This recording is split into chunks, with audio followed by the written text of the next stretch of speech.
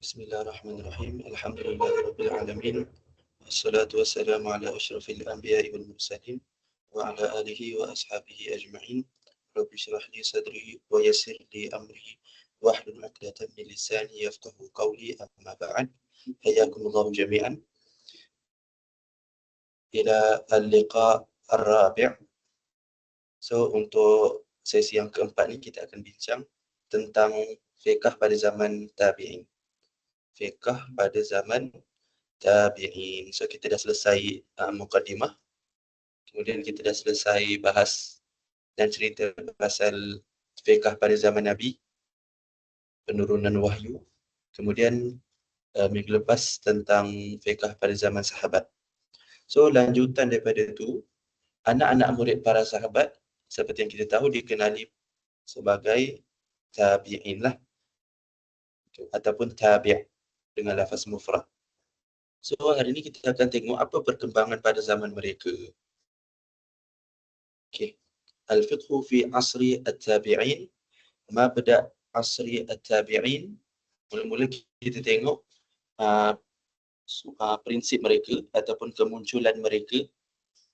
Kemudian yang kedua adalah kedudukan tabi'in dalam sejarah Islam. Respek kita terhadap tabi'in ni. Kemudian abraz ma'alim.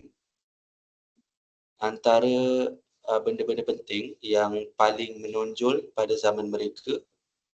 Kemudian permulaan tadwin as-sunnah, perekodan hadis ataupun laporan. Maksudnya dicatatlah hadis pada zaman tabi'in macam mana. Kemudian penulisan ataupun pengumpulan fiqh pada zaman tabi'in, maqam fiqh tabi'in wa khasa'isihi. Apa ciri-ciri fiqh pada zaman tabi'in? Adakah sudah berbentuk mazhab seperti sekarang ataupun tak ada langsung? Dan terakhir, takawun al-madaris al-fiqhiyah ataupun takwin al-madaris al-fiqhiyah. Terbentuknya madrasah-madrasah fiqh. Jadi pemikiran waktu tu dah mula terbentuk. Mabda' asri at-tabi'in. So permulaannya seperti yang kita tahu bermula pada zaman selepas, kita kata selepas Khulafa ar-Rashidin yang 4. So lebih kurang 41 Hijrah. Bidayatan min khilafati Muawiyah bin Abi Sufyan. Daripada Khalifah Muawiyah bin Abi Sufyan. Selepas tu kita panggil tabi'in lah. Walaupun Muawiyah itu sendiri termasuk dalam kalangan sahabat. Tapi kita kata secara umumnya lah. Secara umumnya sahabat pun dah tak ramai, apatah lagi sahabat yang mahir dalam fiqh. So yang tinggal adalah tabi'in. Yang ramainya tabi'in. Wa yantahi, dan berakhir pada awal kurun kedua Hijrah. Pada awal kurun kedua Hijrah. So maksudnya 100 lebih sikit. Itu adalah pengakhiran asru at-tabi'in. Kedudukan tabi'in pada ataupun dalam sejarah.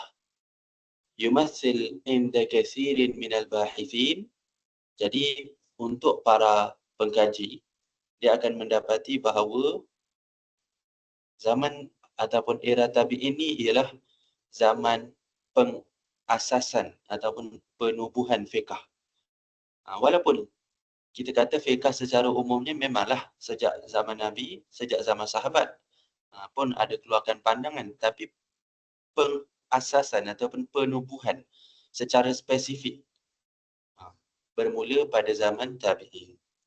Kerana apa? Kerana waktu itulah munculnya sekolah-sekolah fiqh, madrasah-madrasah fiqh. Ada dia punya usulnya, ada dia punya imamnya, ada pengumpulan pendapat.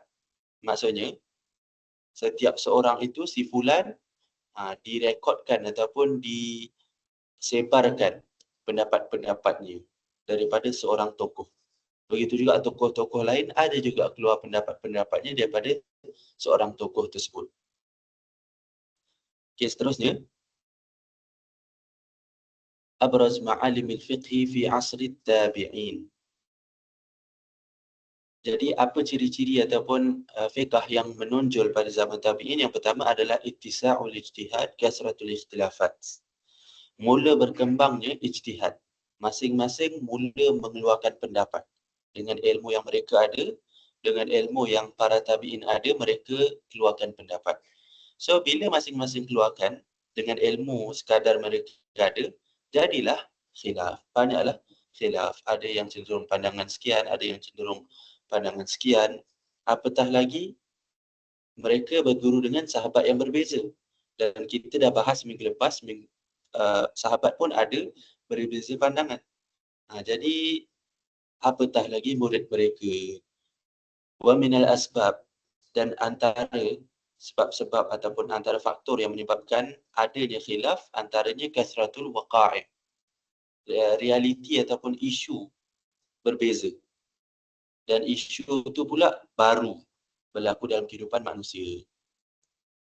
Kemudian, ittisa' ar-raq'atil bilad wa al-bilad al-islamiyah. So, jajahan Islam pun bertambah luas. Jadi mungkin ada certain negara, certain tempat tidak ada di tempat yang lain. Itu maksudnya. Kemudian yang ketiga adalah taghayyur anmatil hayah.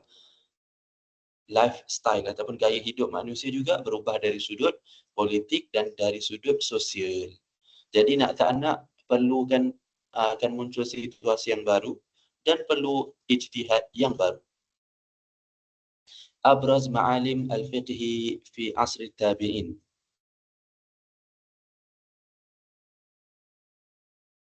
Yang paling menonjol lagi antaranya adalah ini yang kita dah sebutkan tadi, ittisa'.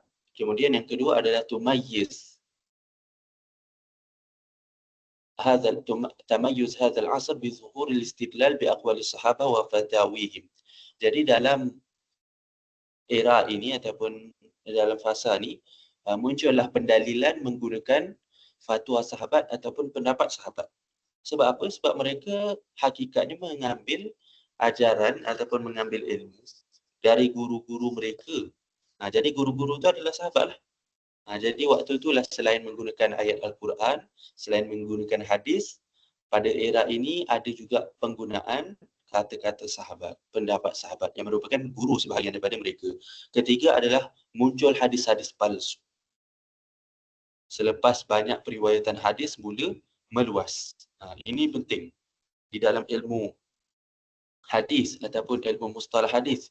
Kita akan dapati benda yang sama juga disebut bahawa pada waktu era inilah, pada era tabi'in inilah munculnya hadis-hadis palsu. Hadis-hadis palsu. Sebab waktu Rasulullah SAW hidup, mestilah tak ada hadis palsu. Sebab Nabi, orang yang menyampaikan hadis itu sendiri, dah wujud. Masih wujud. Jadi mustahil akan ada hadis palsu. Sedangkan penuturnya hidup lagi. Kemudian era para sahabat, minggu lepas kita bincang, juga tak ada hadis palsu.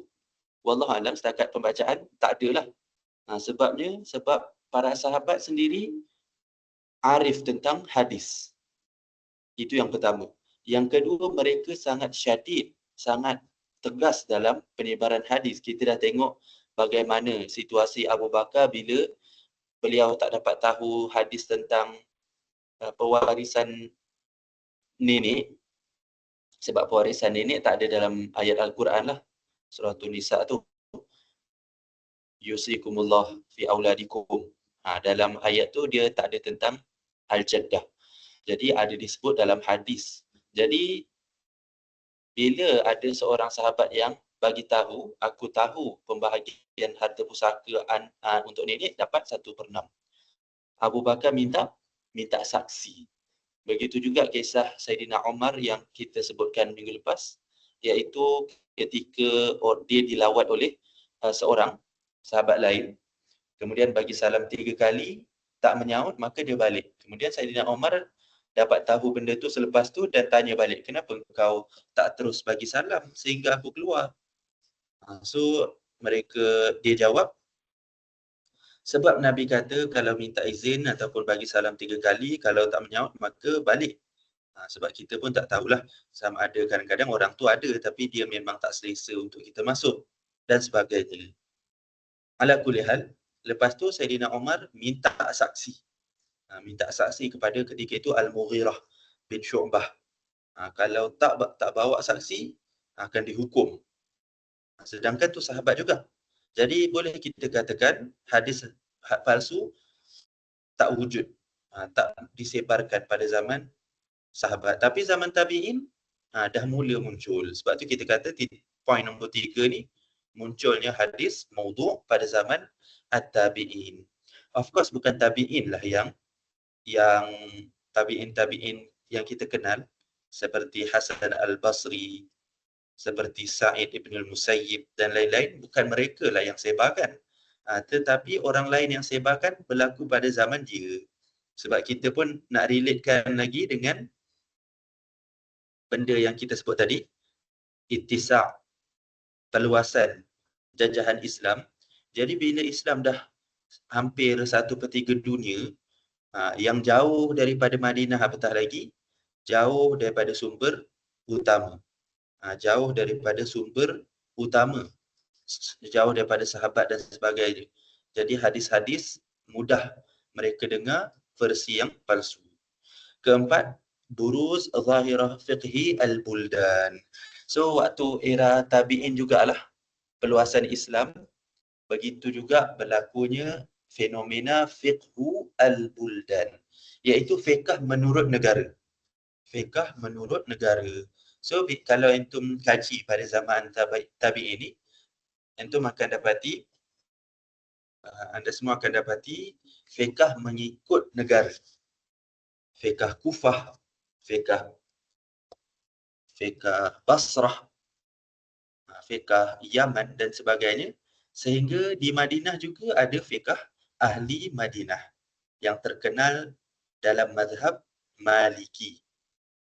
Dalam mazhab Maliki, fiqh ahli Al-Madinah. Sebab Imam Malik sendiri hidup dan wafat di Madinah. Okey, kemudian nombor 5, tasyakkalat fi hadzal asr. Jadi terbentuklah 2 madrasah yang utama, iaitu madrasah ahli hadis, madrasah ahli ar-ra'yi. Madrasah ahli hadis maksudnya dia banyak mengaplikasikan hadis. Apa-apa rujuk hadis dulu, apa-apa rujuk hadis dulu. Sebab hadis tersebar banyak dekat kawasan dia, dan daripada situlah terlahirnya fiqh mazhab Maliki. Mazhab Maliki dia beraliran madrasah ahli hadis yang kebanyakannya terletak di Madinah. Kontra daripada itu adalah madrasah ahli ra'yi.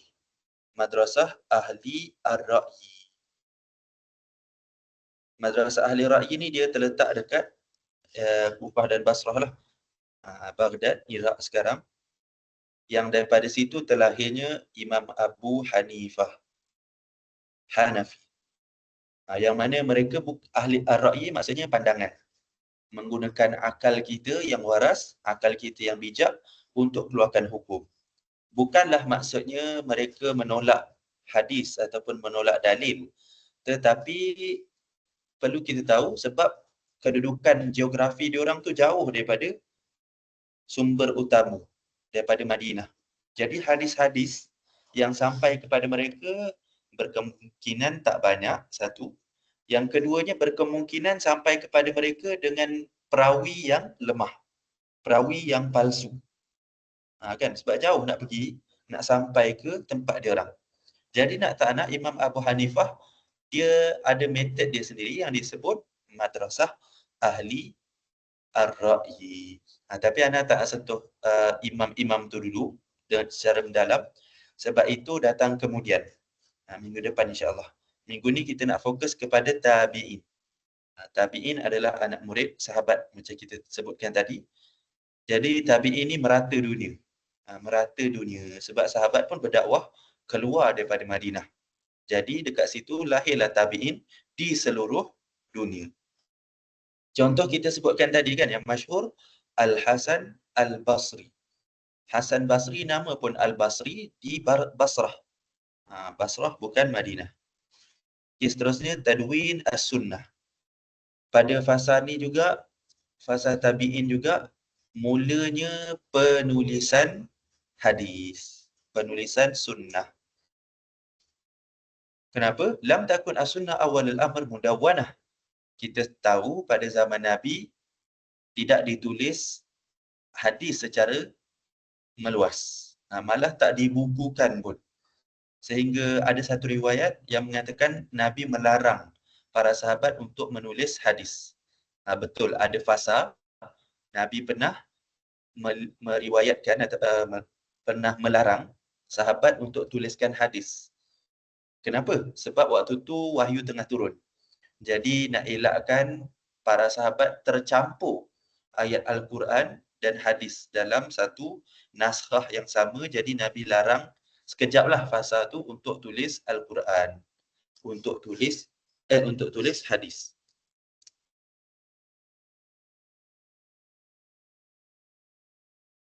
Saya cuba carikan dia punya matan dia.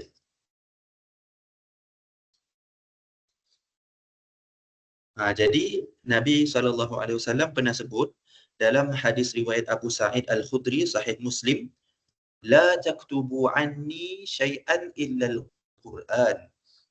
Faman kataba anni ghaira al-Quran falyamhu. Jangan kamu tulis sesuatu selain Al-Quran. Siapa yang tulis selain Al-Quran, falyamhu. Hendaklah dia padam. Wa hadithu anni wala haraj wa man kadzaba alayya muta'ammidan falyatabawwa maq'adahu minan nar. Tu dia punya bahagian belakang lah. Ala kulli hal, Nabi sebut jangan tulis selain Al-Quran pada satu fasa untuk elakkan bercampur dengan Al-Quran. Ala kulli hal, sunnah tidak ditulis secara spesifik pada zaman sahabat. Zaman Nabi juga tak ditulis. Pada fi akhiril ahdin nabawi, pada akhir zaman Nabawi, larangan ni telah diangkat. Maksudnya dah boleh tulis. Sebagaimana amaran Nabi SAW ashabahu fi fathi Makkah. Nabi pada suatu ketika pernah arahkan sahabat untuk tulis kepada Abi Syah. Untuk tulis surat, utusan kepada Abu Syah. Dan begitu juga baginda pernah endorse, pernah benarkan penulisan Sahifah Abdullah bin Amr bin Al-As. So Abdullah pernah tulis dan Nabi ikrar. Ikrar ni takrir lah dalam ilmu mustalah hadis, takrir. Maksudnya Nabi tak marah, tak larang. Illa anna hadhihi al-kitabat kanat mahdudah. Tetapi penulisan-penulisan ni sangat terhad. Jadi kebenaran ataupun apa yang Nabi benarkan tak banyak. So kita boleh kata bukan secara umum lagi lah boleh tulis hadis. Kemudian istamar al-amru fi ahdi sahabah, berterusan situasi ini pada zaman sahabat, tidak ditulis secara umum. Hanya tulis sikit-sikit. Sebab apa? Sebab zaman sahabat tahulah hadis-hadis tu. Ataupun kalau tak tahu, akan rujuk sahabat yang lain atau mungkin perlukan penyaksian sahabat yang lain. Macam kita cerita sebelum. Li'anna an-nas lam yazalu hadithi ahdi bil Quran. Kerana mereka masih tak jauh daripada penurunan wahyu Al-Quran. Maka tidak ditulis. Walau duwinat as-sunnah lam yu'man an taltabis. Kalau juga nak ditulis, takut-takut masih ada risiko untuk bercampur dengan Al-Quran. So tak tulis. Bada'at malamih at-tadwin tazhar fi ahdi sahabah min khilal iddati suhuf wa kutub. So penulisan ni melalui sebahagian sahabat. Yang utama yang terkenal dengan penulisan wahyu secara seperti contoh Sahifah Abu Bakar. Penulisan Abu Bakar dalam bab faraid. Dalam bab kefarduan sedekah. Kefarduan sedekah yang dimaksudkan adalah zakat lah. Adalah zakat. Faraid di sini maksudnya kefarduan, sedekah di sini adalah zakat. Dan memang kalau entum nak rujuk dalam bab zakat, itu makan jumpa yang utamanya sekali adalah hadis Abu Bakar. Hadis riwayat Abu Bakar yang tulis panjang pasal bab zakat. Yang itu belajarlah daripada dulu. Kalau kambing berapa, kalau unta berapa, itu semua ditulis dalam satu hadis panjang. Hadis Abu Bakar. Hadis yang Abu Bakar riwayatkan. Okey, seterusnya. Penulisan sunnah pada zaman tabi'in. Tadi kita dah selesai pada sebelum tabi'in.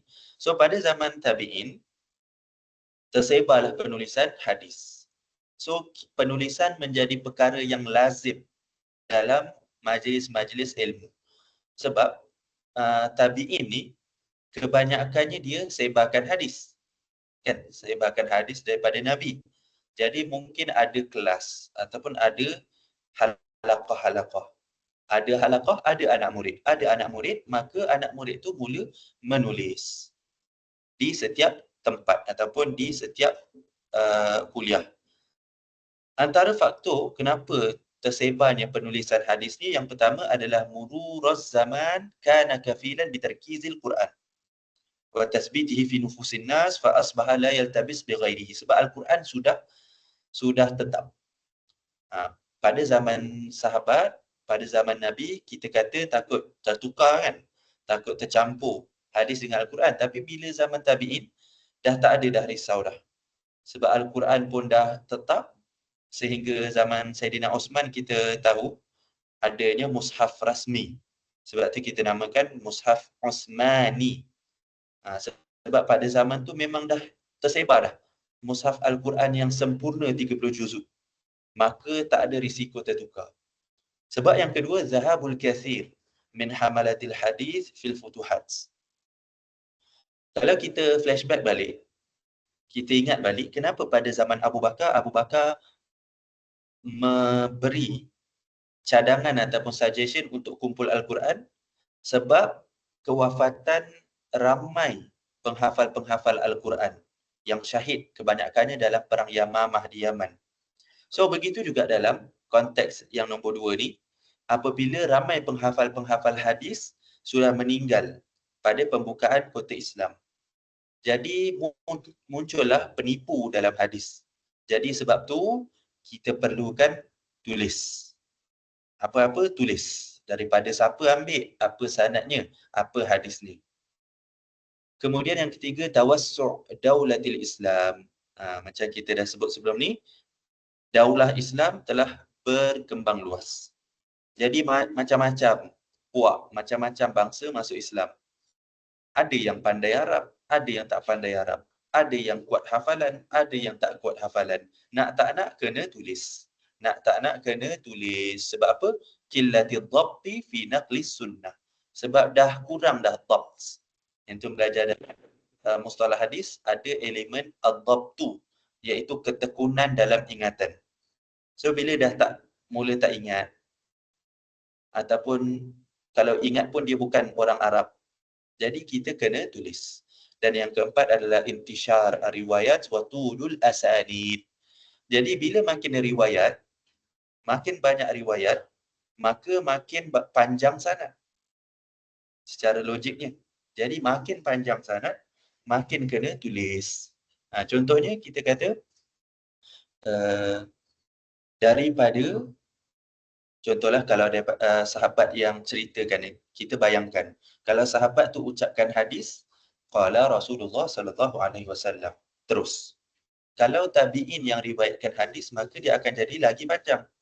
Qala Abu Bakar qala Rasulullah sallallahu alaihi wasallam. So lepas tu dia akan jadi lagi panjang. Bila lagi panjang sanad, lagilah payah nak hafal, kena tulis. Okey, seterusnya. Tadwin al-fiqhi fi asri tabi'in. Penulisan fiqh pula. Tadi kita dah bahas pasal penulisan ataupun perekodan hadis. Sekarang perekodan fiqh. Ilmu fiqh ni macam mana sampai daripada Nabi, daripada sahabat, kemudian kepada tabi'in. Lam yanshatil ulama fi hadzal asr li jam'i ara'ihim al-fiqhiyah.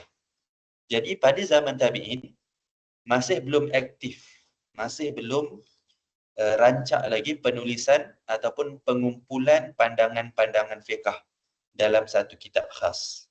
Tetapi dia disebarkan ataupun mabthusatan fis sudur, tersebar di dada-dada murid-murid. So contoh, macam mana nak tahu pandangan Abu Bakar dalam masalah sekian-sekian? Macam mana nak tahu pandangan Abu Hurairah dalam isu sekian-sekian? Kena tanya anak murid dia lah. Anak murid dia. So anak murid dia adalah tabi'in yang belajar dengan sahabat-sahabat tersebut. Jadi dia tak tulis. Dia tak tulis, nak tanya, kena tanya anak murid sahabat tu. Tabi'in yang belajar dengan sahabat tu. Kemudian, maqam fiqhi at-tabi'in wa khasaisihi. Okay, kedudukan fiqh tabi'in ataupun ciri-ciri fiqh tabi'in. Iktasa asru bi ahammiyatin balighah. So yang pertama kita tahu tabi'in ni dia sentiasa memberi penekanan lah dalam fiqh untuk memahamkan anak murid. Memahamkan anak murid apa yang mereka dapat daripada sahabat. Kita bayangkan tabi'in ni dia adalah anak murid sahabat. Jadi dia nak fahamkan orang seterusnya, the next generation, apa yang mereka dapat daripada sahabat. Ilal jil alladhi syahida ta'sis al-mazahib al-fiqhiyah. Dan anak-anak muridnya lah yang menyaksikan penubuhan mazhab fiqh. Dan kata-kata tabi'in didahulukan daripada kata-kata imam mazhab. Ini menarik. Kata-kata imam mazhab seperti Asy-Syafi'i, Malik bin Anas, Abu Hanifah lebih jauh daripada itu ataupun lebih didahulukan daripada pandangan-pandangan imam adalah pandangan tabi'in. Sebab mereka lebih faham, mereka lebih dekat dengan sahabat. Kemudian yang kedua,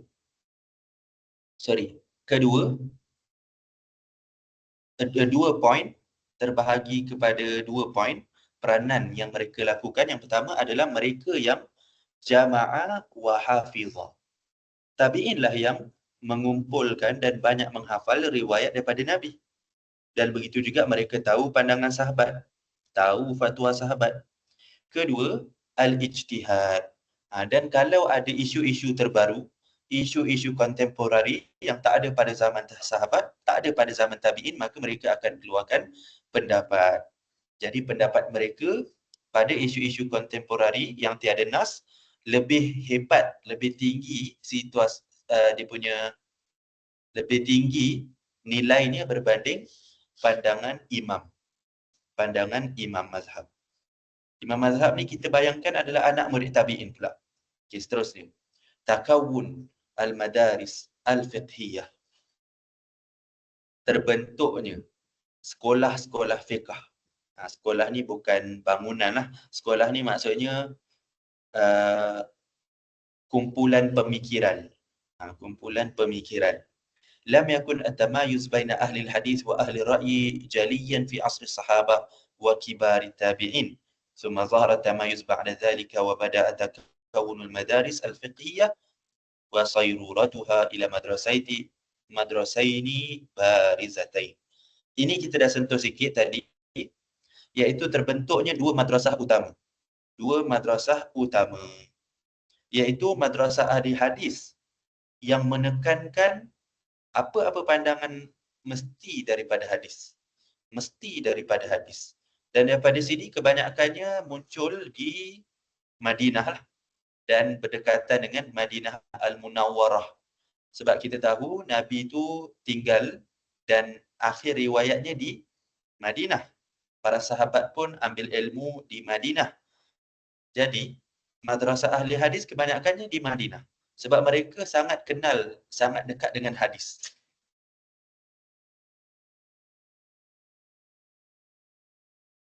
Jadi apa-apa hukum yang nak dikeluarkan mesti ada sandaran daripada hadis. Tak ada hadis, tak ada pandangan. Tak ada hadis, tak boleh buat kepala sendiri. Adapun satu lagi madrasah ahli ra'yi adalah madrasah ahli pandangan. Ar-ra'yi maksudnya pandangan, point of view, opinion. Jadi maksudnya madrasah ahli hadis kebanyakannya yang jauh daripada Madinah, seperti Baghdad, Kufah ataupun Basrah. Sebab apa mereka keluarkan pandangan? Bukan mereka nak tolak hadis ataupun tak nak pakai hadis. Ana dah sebut tadi, sebagai contoh Imam Abu Hanifah yang terkenal lahir daripada sekolah ni, sebab dia tak banyak hadis. Hadisnya terhad. Nak sampai daripada Madinah tu, nak tersebar sehingga ke Baghdad, jauh. Ataupun kalau tersebar hadis kepada mereka, boleh jadi dengan sanad yang lemah. Perawi yang sampai tu daripada Nabi sehingga ke Imam Abu Hanifah tu, ada perawi-perawi yang not trusted, yang tidak begitu siqah. Jadi terpaksa kita gunakan pandangan ahli ar-ra'yi untuk kita jelas benda tu. Wa tatalaqqa hatani al-madrasatani inda nuqtah ta'zim asy-syara'. Jadi bertembunglah dua sekolah ni pada ta'zim asy-syara'. Wa siyanati hurmatin nas falam tataqassad ihdahuma mukhalafatan nas li hawa. Ini menarik. Dia maksud saya bukan bertembung gaduh, tapi dia bersatu pada titik yang sama, iaitu memuliakan syarak. Kalau kita faham situasi itu, kita akan faham kenapa dua-dua ni berbeza. Bila ahli hadis nak memuliakan syarak, maksudnya kita kena keluarkan hukum dengan apa yang wujud dalam hadis semata-mata. Luar daripada hadis ataupun sandaran tanpa hadis, tertolak. Pandangan apa-apa yang tidak pakai hadis, tertolak. Sebab apa? Sebab hadis dah ada di tangan kita. Kenapa tak guna hadis? Adapun madrasah ahli ra'yi, macam kita sebut sebelum ni, lokasi geografinya jauh daripada Madinah. Begitu juga mungkin hadis yang sampai kepada mereka dengan riwayat ataupun sanad yang lemah. Jadi takkan kita nak guna pandangan dengan hadis yang lemah. So kedua-duanya ada justifikasi mereka masing-masing. Dan mereka nak jaga siyanati hurmatin nas, nak menjaga ketinggian nas tu. Falam tataqassad, dan kedua-duanya ataupun salah satu daripada mereka tidak berniat untuk melanggar nas kerana hawa nafsu. Especially yang belah kiri ni, madrasah ahli ra'yi.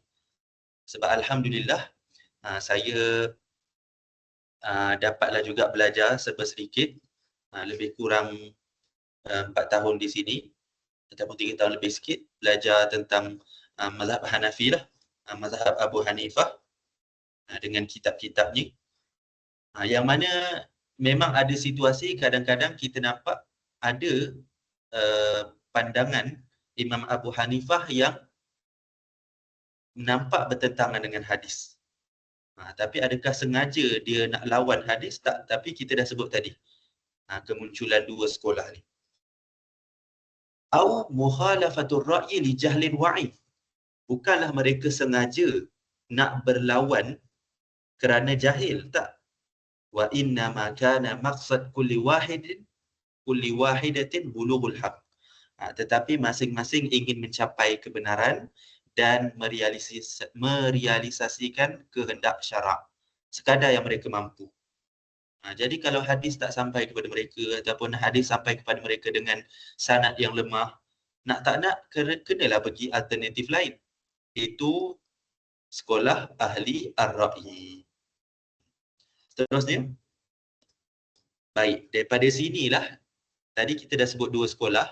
So kita go through setiap sekolah tu. Madrasati ahli hadis. Pusatnya di Madinah. Centernya di Madinah. Mumayyizat, ciri-cirinya adalah syiddatu inayatiha bil hadis. Sangat syadid pada penggunaan hadis. Mesti hadis tu sahih. Kalau tak ada hadis, jangan keluarkan hukum dan mereka sangat pakar membezakan mana yang sahih, mana yang saqim.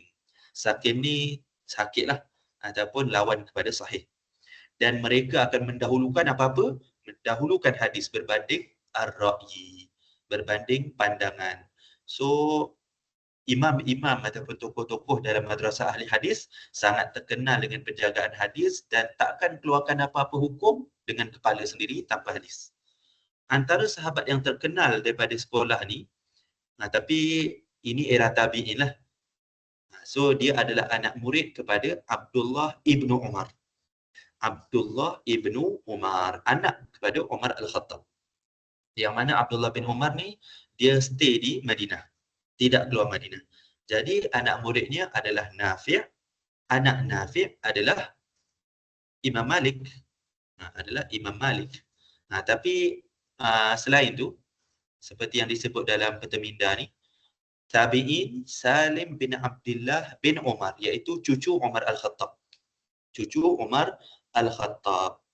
Salim anak kepada Abdullah bin Umar. Begitu juga ada seorang tokoh lagi namanya Az-Zuhri. Yang namanya Az-Zuhri. Yang mana tabi'in ini diambil ilmu daripada keduanya seperti Imam Malik, Imam Syafi'i dan Imam Ahmad. Tapi saya rasa Imam Malik lah, lebih tepatnya Imam Malik yang sempat berjumpa dengan tokoh-tokoh tabi'in ini. Adapun yang selepasnya seperti Imam Syafi'i dan Imam Ahmad tak sempat. Cumanya dia dikategorikan selepas tabi'in. Selepas tabi'in yang kita akan tengok minggu hadapan. Seterusnya, sekolah ahli ra'yi pula. Sekolah ahli ra'yi dia punya pusatnya di Kufah, Iraq lah zaman sekarang. Antara ciri-ciri ataupun keistimewaannya adalah banyak menggunakan qiyas. Banyak menggunakan qiyas. Kita pelajari qiyas ni dalam bab fiqh dan begitu juga dalam bidang mantik. Qiyas. Maksudnya kalau benda tu tak ada ataupun hadis kita terhad tak ada, kita kiaslah dengan situasi ataupun dengan perkara yang seumpama dengannya. Antara contoh masyhur dalam kias ni adalah penggunaan hukum arak lah. Yang mana kita tahu arak tu haram sebab memabukkan. Jadi kita tak perlukan apa-apa nas untuk bagi tahu sesuatu haram kalau kita dah faham konsep apa-apa yang memabukkan haram. Apa-apa yang memabukkan haram. Jadi daun ketum, marijuana, syabu ataupun apa-apa yang seumpama dengannya, tiada nas pun yang kata haram, tetapi kita kata qiyas kepada khamar yang memabukkan, apatah lagi membahayakan, lebih daripada arak lagi, so jadi haram. So penggunaan qiyas ni banyak dipelopori oleh ahli ar-ra'i. Dan mereka juga selain daripada guna qiyas, mereka cenderung banyak melihat jauh ke masalih dan maqasid, kepada tujuan ataupun maslahat. Maslahat ataupun tujuan syarak. Tujuan syarak ni kita boleh rujuk pada ilmu yang lain lah, bidang maqasid syariah. Maqasid syariah saya sedang nak habiskan juga kitab tu dan ada recording insya-Allah. Maqasid asy-syariah. Contohnya penggunaan sesuatu hukum semata-mata untuk selamatkan nyawa, untuk jaga agama, jaga keturunan, jaga harta. So itu adalah maqasid syarak. Wa tawassu' fi istinbatil ilal, dan mereka juga meluaskan penggunaan illah. Penggunaan illah. So kalau illah tu ada pada sesuatu hukum, so kita ambil illah tu, kita letak kepada hukum-hukum yang lain. Kalau illah yang sama. Ini lebih kurang macam qiyas lah. Jadi antara tokoh-tokoh terkemuka dalam madrasah ni, sahabat yang terkenal adalah Abdullah bin Mas'ud. Abdullah bin Mas'ud atau lebih terkenal Ibn Mas'ud lah. Sebab Ibn Mas'ud dia hijrah untuk dakwah ke Kufah. Jadi tabi'in antara yang lahir daripada sekolah ni adalah Ibrahim An-Nakhai. Dan daripada situ jugalah terlahirnya Imam Mazhab Abu Hanifah. Dan kawan-kawannya. Abu Hanifah adalah Imam Hanafi dan kawan-kawannya seperti Muhammad dan kemudian Muhammad bin Hasan Asy-Syaibani. Dan begitu juga adalah beberapa tokoh yang lain belajar daripada Imam Abu Hanifah. Ala kulli hal, ini tokoh-tokoh yang mempelopori ahli ar-ra'i sebab kedudukannya jauh daripada Madinah. Seterusnya. Okey, baik. So, ni soal jawab je. Jadi insya-Allah kita dah habis dalam bab ni. Minggu depan barulah kita akan tengok permasalahan yang seterusnya yang menarik, iaitu fiqh imam mazhab. Fiqh imam mazhab. Sebab ni dah mula dah. Kalau kita perasan, dah nak nampak dah terbentuknya mazhab tu. Daripada zaman Nabi, sebelum ni kita dah bahas tak ada mazhab tu. Zaman sahabat tak ada juga, tapi sahabat ada keluarkan pendapat serba sedikit. Zaman tabi'in kebanyakannya ambil apa yang mereka pelajari daripada sahabat, dan ada juga ambil pandangan sahabat, dan ada juga situasi mereka kena keluarkan pendapat sendiri. Pendapat tabi'in.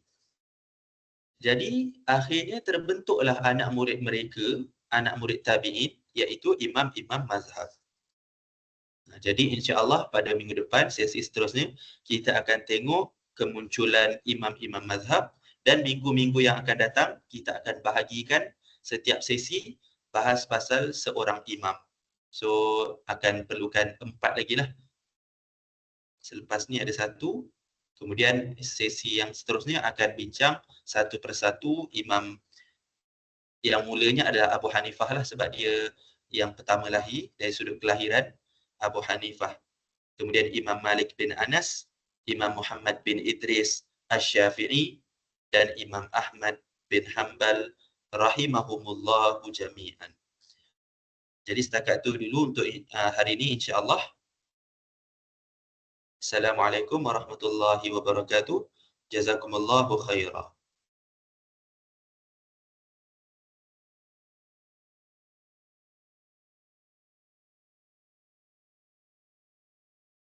Kalau ada apa-apa nak tanya, boleh tanya.